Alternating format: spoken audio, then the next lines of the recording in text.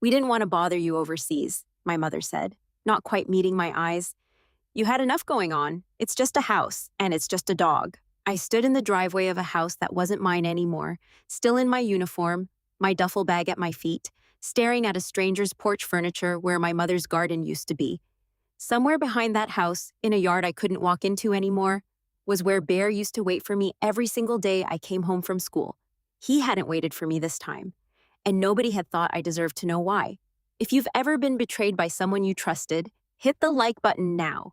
If you've ever stayed silent while someone underestimated you, comment here below and subscribe to Story Retribution because today's ending proves that karma always arrives, just not when people expect it. I joined the Army at 19, 4 years before this story takes place, partly for the opportunities it offered, and partly, if I'm honest, to get some distance from a family that had always made me feel like an afterthought. My older brother, Wesley, was the one my parents built their pride around. His college scholarship, his engineering job, his engagement to a woman our mother adored instantly. I was the quiet one who left for basic training the week after graduation and rarely came up in family conversations unless someone needed a reason to seem supportive of the troops at a holiday dinner. Our childhood home was the one constant I held onto through 4 years of deployments, training rotations, and long stretches overseas. My mother had lived there my entire life, raised me and Wesley there, and even after my father passed away when I was 16, she stayed, saying she couldn't imagine leaving the house that held so many of our memories. And Bear, my dog, a scruffy golden retriever mix I'd rescued at 14 years old, stayed there too, technically the family dog after I enlisted, but really always mine, in the way dogs somehow always know exactly who they belong to. I called home every week I could during deployment specifically to ask about him, sending money regularly for his food and vet visits, video calling just to see his face on the rare occasions the connection held steady enough. The small betrayal happened about 8 months before I returned home for good, when I noticed during a video call that Bear looked thinner than usual, his coat duller, his energy noticeably lower than the last time I'd seen him. When I asked my mother about it, she brushed it off. "He's just getting older, sweetheart," she said. "Dogs slow down. Don't worry about it from all the way over there." I pressed for a vet visit anyway, sending extra money specifically earmarked for a checkup. My mother assured me she'd take him. I have no way of knowing, even now, whether she actually did. The bigger betrayal unfolded over the following months, though I didn't learn the full shape of it until I came home. My mother, it turned out, had been struggling more than she'd ever told me. Medical bills from a health scare she'd kept entirely private, mounting credit card debt, and mortgage payments that had become unmanageable on her own.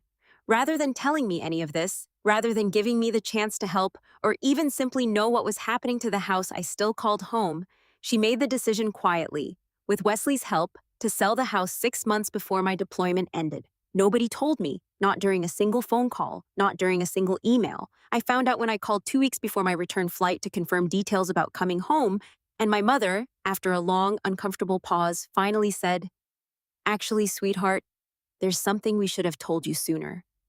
I sat in a barracks hallway overseas, phone pressed to my ear, listening to my mother explain that the house I grew up in, the house where my father's ashes had been quietly scattered in the backyard garden, the house where Bear waited by the door every day after school for 14 years, had been sold 4 months earlier. "Where's Bear?" I asked, my voice already shaking, some instinct telling me before she even answered. The silence on the other end of the line lasted long enough that I knew, somehow, before she said anything at all. "He passed away, honey," my mother said quietly. "About 5 months ago. I'm so sorry. We didn't want to bother you overseas. You had enough going on." I don't fully remember the rest of that phone call. I remember sitting on a cold barracks floor for a long time after it ended, staring at nothing, trying to understand how my dog had died 5 months earlier, how my childhood home had been sold 4 months earlier, and how not one single person in my family had thought either of those things was worth telling me. I finished my deployment because I had no other choice, carrying that silence with me through the final 2 weeks, unable to fully process any of it until I was standing on solid ground again. I flew home to a house that wasn't home anymore. My mother had moved into a small apartment across town, and I stayed with her there for the first few nights, unable to bring myself to ask too many questions yet, still numb from everything. But something in me needed to understand exactly what had happened to Bear. 5 months felt like a specific enough window that there should have been a clear explanation, and my mother's vague, deflecting answers every time I asked started to feel wrong in a way I couldn't ignore. I reached out to our old veterinarian, Dr. Alvarez, someone who had cared for Bear since I was 14 years old and who remembered our family well. I explained I was trying to understand the circumstances of Bear's death, and Dr. Alvarez, after checking her records, grew quiet. "I'm sorry," she said carefully. "I assumed you knew the details already, given how much you always seemed to love him." She explained that Bear had been brought in 6 months before his death, showing early signs of a treatable kidney condition, something manageable with proper medication and diet if caught and maintained consistently. Dr. Alvarez had provided detailed care instructions and follow-up appointment recommendations. "Your mother never brought him back for the follow-up," Dr. Alvarez said gently, and after a few months, when someone finally brought him in again, the untreated condition had progressed too far to reverse. I sat in my car outside the vet's office for a long time after that conversation, understanding fully for the first time that Bear's death hadn't simply been old age catching up with him. It had been 5 months of missed follow-up care, 5 months where a phone call, a 15-minute appointment might have saved him, 5 months where my family had known he was declining and chosen not to prioritize the small effort it would have taken to help him. The silent preparation that followed wasn't about revenge exactly. I want to be honest about that. What I needed wasn't to punish my family. I needed to understand fully and completely exactly what had happened during the year I'd been overseas, trying to serve a purpose bigger than myself, while everything I cared about at home quietly fell apart. I requested Bear's complete medical records from Dr. Alvarez. I also, carefully, gathered information about the house sale. The closing documents, the timeline, the conversations my mother and Wesley had apparently had without me for months before finally telling me anything at all. I learned, through those documents, something that deepened the wound further. The house hadn't needed to be sold as urgently as I'd been told. My mother's financial struggles were real, but Wesley, sitting comfortably in a well-paying engineering job, had quietly declined to help cover the gap that might have preserved the house at least until I returned home and could be part of the decision. Instead, he'd pushed for the fastest possible sale, later explaining to relatives that it was simply the practical choice, given everyone's busy schedules. Nobody had considered that I might have wanted the chance to say goodbye to that house properly, or to Bear, or to simply know what was happening to the two things that had anchored me through some of the hardest years of my life. The public reveal, if you can call it that, happened about 6 weeks after I returned home, at a welcome home dinner my extended family organized, ironically, to celebrate my safe return from deployment. Aunts, uncles, cousins gathered at Wesley's house, everyone offering warm congratulations, thanking me for my service, asking eager questions about deployment that I answered as briefly as politeness allowed. My mother sat near the head of the table, and at some point during dinner, she gestured toward me warmly. "We're just so relieved to have him home safe," she said to the table. "It's been such a transition year for the family, but everything worked out." I set down my fork. "Actually," I said quietly, "I don't think everything worked out. I think a lot of decisions were made without me, about things that mattered to me more than anyone in this family seemed to realize." The table went quiet, my mother's smile faltering slightly. "I found out our house sold 4 months after it actually happened," I continued. "I found out Bear died 5 months after it actually happened. And I recently learned that his death wasn't simply old age. It was an untreated kidney condition that Dr. Alvarez explicitly gave follow-up instructions for. Instructions nobody followed for 5 months. "Wait, what?" my aunt whispered, looking between me and my mother. My mother's face had gone pale. "I didn't know it was that serious," she said quietly. "I thought—" "You didn't take him back for a 15-minute follow-up appointment?" I said, my voice steady despite everything shaking beneath it.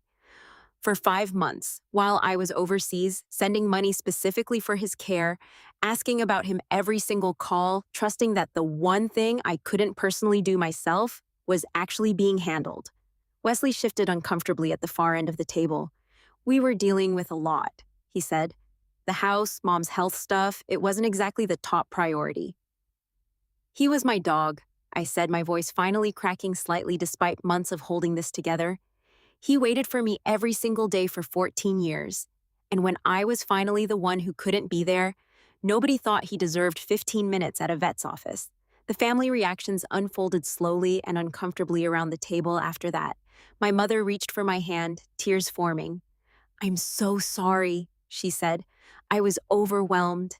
And I convinced myself it wasn't urgent enough to bother you about overseas, and I know now that was wrong. I should have told you everything about the house, about Bear, the moment any of it started happening."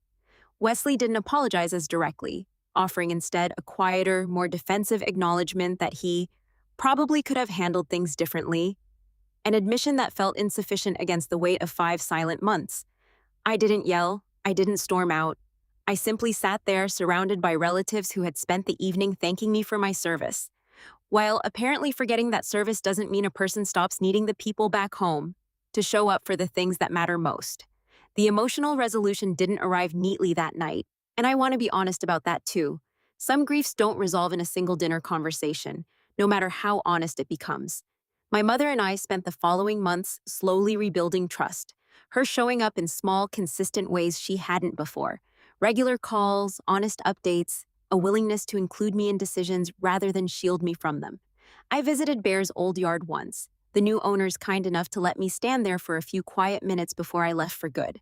I planted something small near where I remembered my father's ashes had been scattered years earlier, a quiet, private goodbye to a home and a dog that had both anchored me through years I couldn't have survived without them.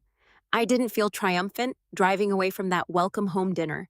I felt something far heavier. Grief for a dog who deserved 15 more minutes of somebody's attention. Grief for a home I never got to properly say goodbye to. And underneath all of it, a quiet, aching understanding of exactly how easily people mistake distance for absence of feeling. The final lesson settled over me slowly, over the following months, adjusting to civilian life, to a family still learning how to include me properly in decisions that affected me. My family had spent a year assuming that because I was overseas, because I was serving something bigger than myself, my feelings about home could simply wait, could simply be managed quietly without my input, without my knowledge, without my chance to say goodbye. They mistook distance for indifference, mistook my inability to be physically present for permission to make decisions that reshaped everything I loved without me. I never raised my voice at that dinner beyond what finally needed to be said. I didn't need to. I simply let the truth.